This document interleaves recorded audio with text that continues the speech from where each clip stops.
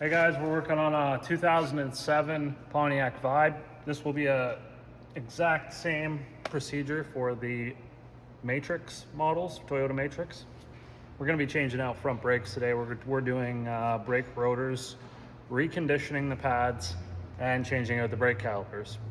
So first thing we're going to do here, get the vehicle lifted up, and then we got to pull wheels off. So your wheel nuts, they should be a 21 millimeter nut, regardless of whether it's the Pontiac or the Toyota.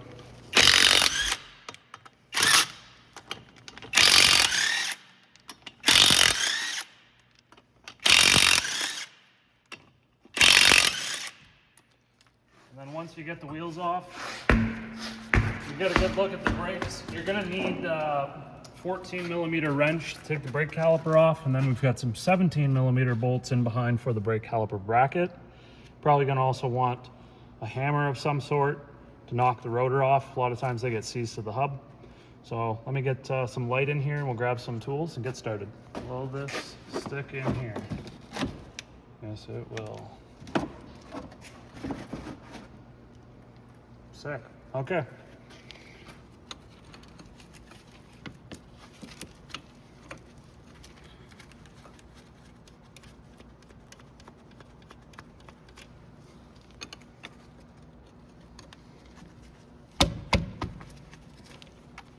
So you just spin these two bolts out and your brake caliper should come off. You might want to use like a flathead screwdriver or a pry bar or something just to sort of work the caliper off. You can see how rusty these get. These brake calipers have not failed yet, but this is what happens. You get rust that'll build up on the piston, gets in behind the seal, and then it jams up in the bore in the body of the caliper. So we're going to change them out before they mess up. And same with these slider pins as well. These pins are supposed to slide, and you can see how they're pretty stuck. They don't slide very nice, and that's because rust has just gotten past the seal. It gets all rusty inside of there and they don't slide. When those seize up, you're basically only using the inside brake pad, and you'll notice too, like if you go to take your brakes off or you're looking at them, and the inside brake pad's about half the thickness of the outside one. It's probably because these pins are actually seized up. Rust will also build up underneath of these clips as well. And you can see how I'm struggling to get this off because it's just rusted in place. We'll deal with that. We'll just take the whole bracket right off, so not a big deal.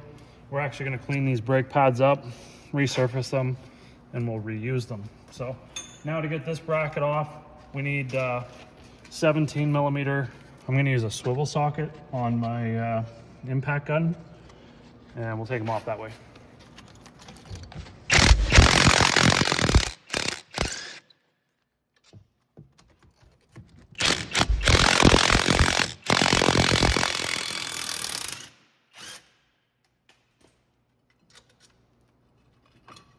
All right,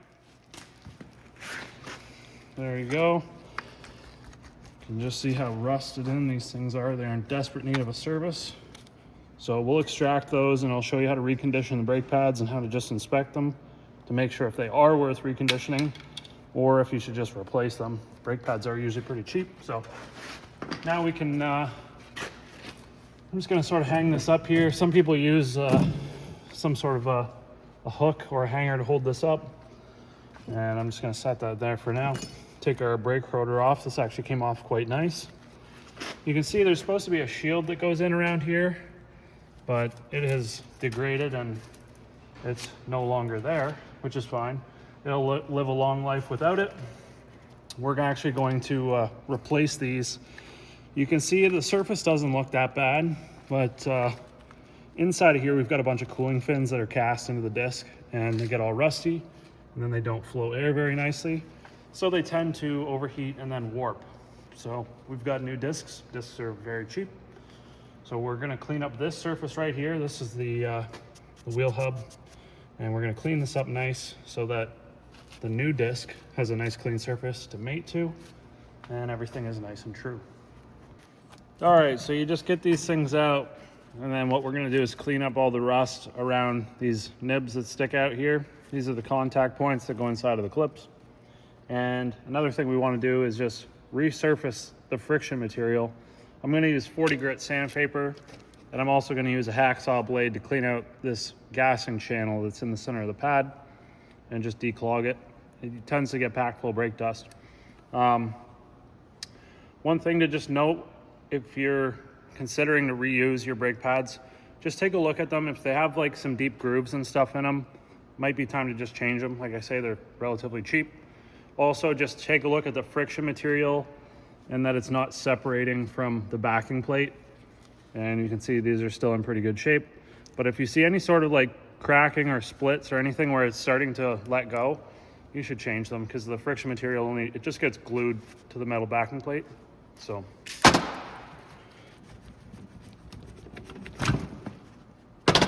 these pins, if you are going to service your brackets and not replace them, I usually just take these clips off, and then what I'll do is clean up all the rust and stuff in here that's underneath of the clips, because that's what really jams the brake pads up, doesn't let them move.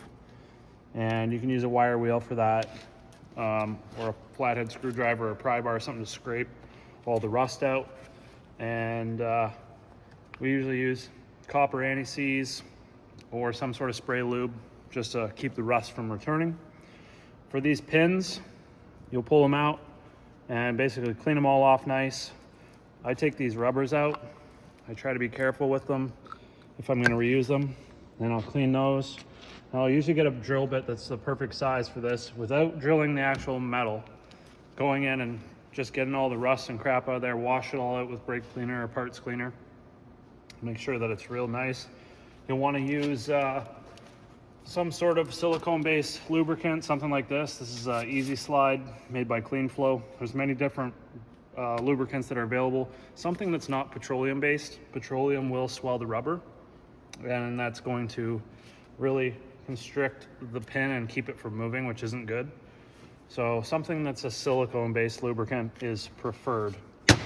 And like I say, we're doing new calipers on this thing, so we're just going to completely skip this step. I'm not worried about it. Our new brake caliper comes loaded with new bracket and new pins and hardware. So let's refurbish these brake pads, and we'll get cleaning up that hub.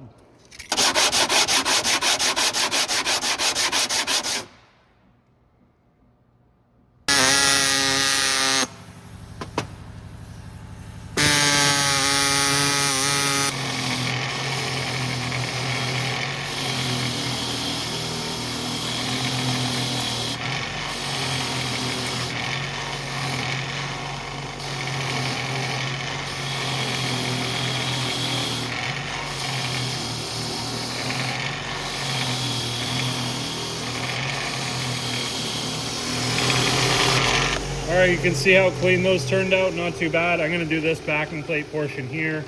And the main idea is to just get in and around here where the rust builds up. Very, very important. Also, good thing to note, wear safety glasses, gloves, and it's preferred that you wear a mask if you're gonna be cleaning these things, because the brake dust is not healthy to breathe in.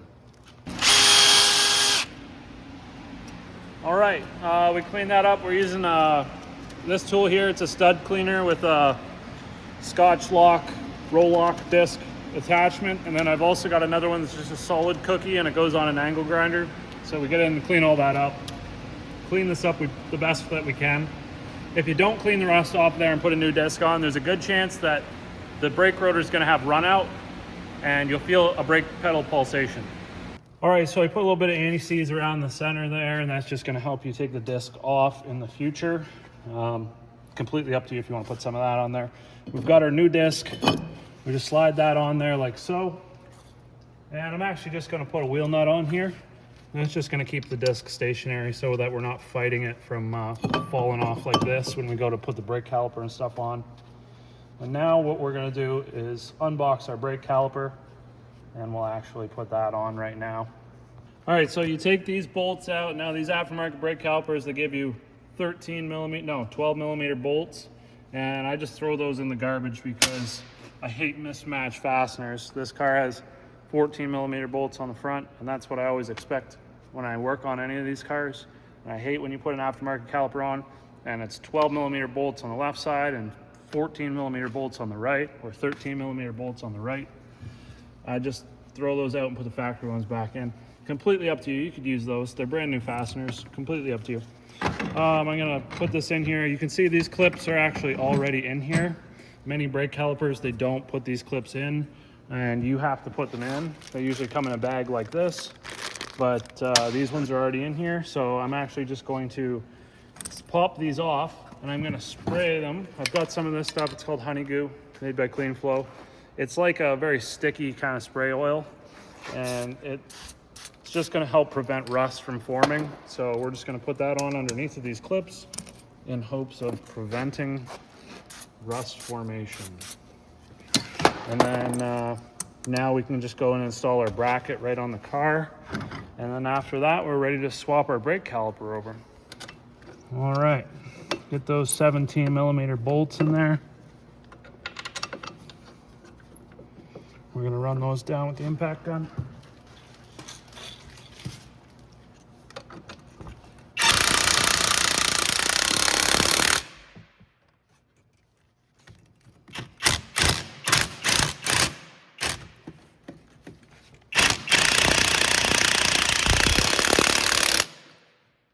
Here's what we're gonna do. We've got a banjo bolt right here that holds the brake line to the caliper, and it's a 14mm bolt from the factory.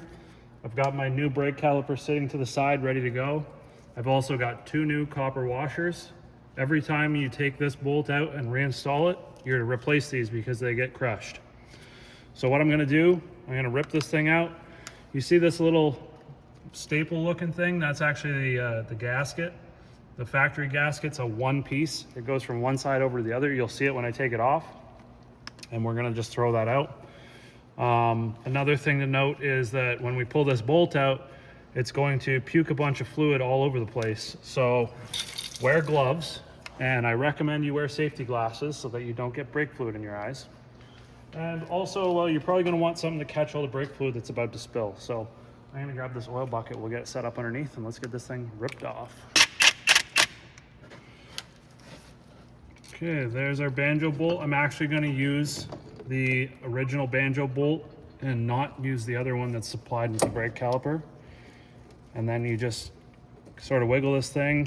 You can see there's a little alignment hook that goes into a hole so that it clocks the hose correctly in the right orientation. And I'm just going to set that brake caliper in there to sort of drain and hang out. Put that back up. Here's the gasket I was talking about. It's a one-piece gasket, and that's to be replaced every time you take that off. So we throw that out, kind of give this thing a wipe, make sure it's clean and there's no dirt and stuff inside of there. And it's just gonna sit there and drip.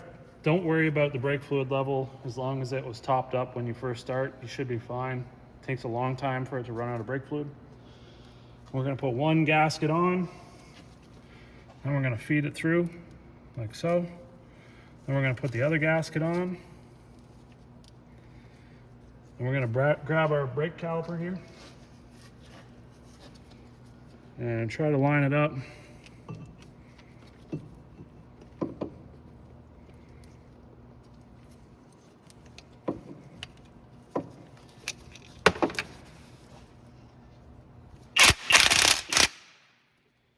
All right, and I'll give you torque specs for everything.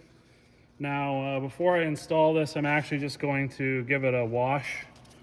And we do that for a couple reasons. You want to make sure that all surfaces are nice and clean and don't have any brake fluid on them, so that when we go to pump the brakes up and bleed the system, and after we're all done, we know that there's no leaks. If you were to just leave all that on there and then bleed the system and go, okay, it's all done, you know, you could have a small leak and not even know it. So pretty important we keep that all clean. Now that that's done, basically we're just going to put our brake pads in there, and we can get the brake caliper on, and we're ready to bleed the system. All right, I'm just putting a bit of anti-seize on the ends of these brake pads. Try to keep the rust from forming. And it also acts as a bit of a lubricant, I guess. Everybody's very opinionated on what to use in this area, but this is just what I'm using. And Yeah, there's supposed to be shims that are on here, except they're missing. Well, one fell off. You can see how rusty and gross they are, so I'm actually just gonna leave them off. Not a big deal. The shims do prevent squealing and stuff, so it's probably a good idea to have them on there, but you know, the car will run without them. And we just pop those in there, like so. Put a little bit more anti-seize. Just a little bit right there, a little bit right there. And some in the center for the piston. And we can set this thing up. Just like so. Grab our original bolts that are 14mm size. You can see these slots on the pins. So the pins have flat sides on them. And you can see that they have to sit in a certain orientation. And that just keeps the pin from spinning when you go to tighten it down. So you see how that's like that? It's not supposed to be like that. Turn it so that it goes in. Make sure that it's like that. All right, torque specs for this are gonna be 21 foot-pounds for your brake hose, okay? The caliper brackets, those are 17mm ones. Those are gonna be 78.7 foot-pounds. Then we've got our brake caliper itself that mounts to the bracket. That'd be these ones. They're gonna be 25.3 foot-pounds. And then the wheels themselves, the wheel nuts, are going to be 76 foot-pounds. Personally, myself, I put them to 100. So completely up to you. And yeah, so tighten everything down. I want to tighten the bleeder screw at 73 inch-pounds.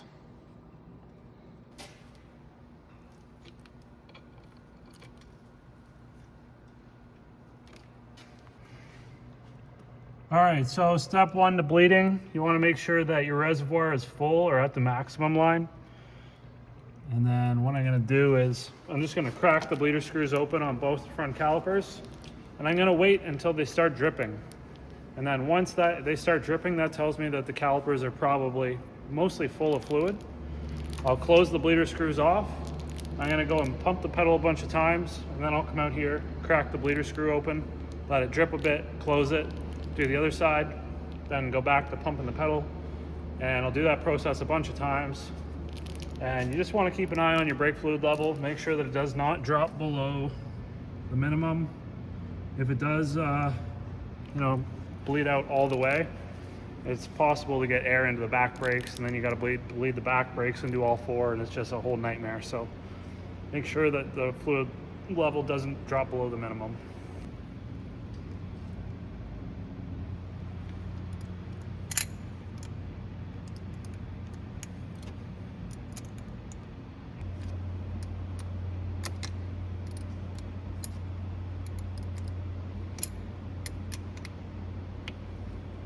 Completed the bleeding process and everything feels good and the brake pedal doesn't feel spongy, then that's pretty much it. You just want to make sure that the fluid reservoir is topped up to maximum, and you're pretty much good to go. You can do a double take on the banjo bolt, make sure it's not leaking, but that should be pretty much everything.